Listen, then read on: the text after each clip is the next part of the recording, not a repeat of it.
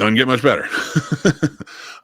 No, we're going to review Section 31. It's a new Star Trek movie that's out, starring Michelle Yeoh, whom I love, and I was so glad when she joined in Discovery, which arguably, and if you guys know, we have another podcast, my son and I, where we are in chronological order rewatching Star Trek from beginning to end. And so I will do an in-depth review, like where we both are getting into it with Section 31 on there, because we have a few episodes that are going to be coming out. We took a hiatus for a while. So, but we were at Enterprise. Now we're at Wrath of Khan.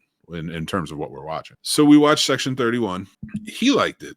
I think, and I'll let him speak to that more on that podcast, on the Warp Factor Fiction podcast. But here, just to give for movie fans in general, like if you're not a Star Trek fan, you might like this because it doesn't feel like Star Trek. It feels more like Star Wars. And I'm not, it has like the shine of Star Trek, and it sort of has like the presence of like Starfleet in the background because it's supposed to. I was never a big fan of Section 31 in the shows as it was. I always felt that was sort of a crutch, that when they wanted to go dark into something, it worked in DS9 for the most part with Bashir, but going forward, I just was never like a big fan, and I didn't really like how they used it in some of the others, some of the other shows. So, Section 31 is not one that's overblown for me or one that I really care about. So when I heard this was going to be, I thought it was a TV show at first, and then I guess they turned it into a movie. When I heard that, I was like, I don't know if I need this. As much as I like Michelle Yeoh, I just put her in movies. Like, she's killing it in movies, right? So I guess technically they did with this one. They turned it into a movie.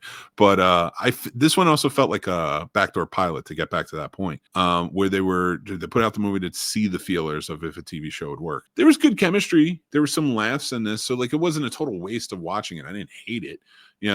But if you're a Star Trek fan, I say you should watch it, see what you think. If you're a movie fan, you might like it more than I did, because I know the lore and I just wasn't into it. But I would love to hear somebody who maybe doesn't know it or doesn't watch Star Trek and who saw this, and just what you thought. Like, did you like the action of it? Did you like the chemistry? I thought it felt like an away mission at some points, and Star Trek fans, you guys know that, and it felt like that for a little too long. It shouldn't have been that, but I don't know. It's just me, but I gave it a 1.5 on here for me, like I said. But we will do a more in-depth, like looking into the characters, stuff like that, when we get into Warp Factor Fiction. So you're gonna check that out over there. All right, but if you're watching this as a clip, thank you, appreciate you. Let us know what you think in the comments. All right, let's get started on our next one. All right, everybody, until next time, I'll talk to you then.